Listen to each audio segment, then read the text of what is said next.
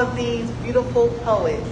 I really do. And this is a beautiful place to be. And thank you, Ellarslie. That's my mom, my mother-in-law. I just call her mom.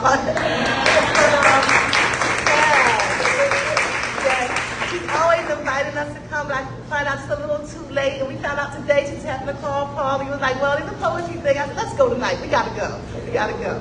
So I would just like to share a poem. I'm a teacher. I've been teaching for 25 years, and I like to take my experiences.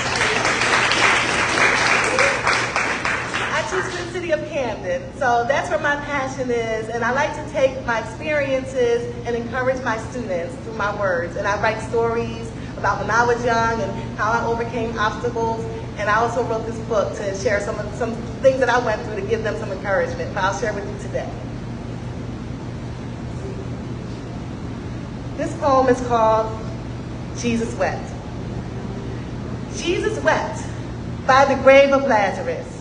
He wept not just for his friend, but for the dreams that died without an end, for the potential buried in the grave.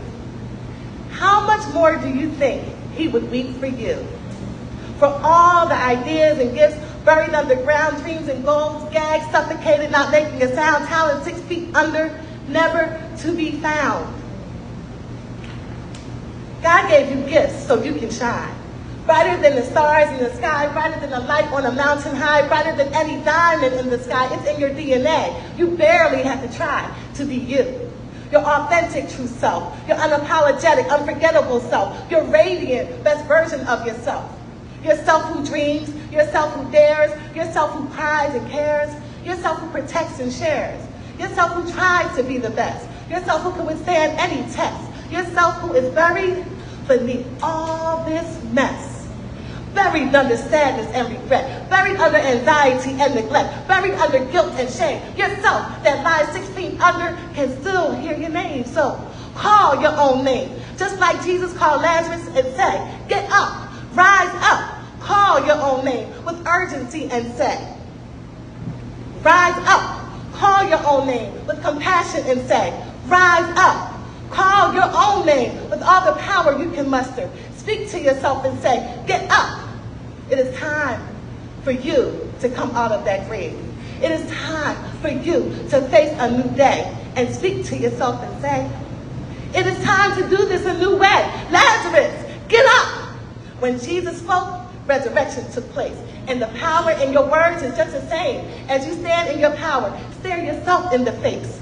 In this same time, in this same space, you are granted forgiveness and grace. To use your words, to restore, to build, to win this race. So speak to yourself and say, get up. And as you rise, open your eyes, tear off those clothes from the grave. Forsake your old ways. Forget the old days. Look forward to a life brand new. Look forward to a better you. The sparkling you, the dazzling you, the powerful you, the overcoming you, the strengthening you, the unstoppable you, the patient you, the wiser you, the new and improved version of you, no longer buried, no longer hidden, no longer neglected, no longer sinning, but always winning. Just open your mouth, command life back in, speak to yourself, and you will win.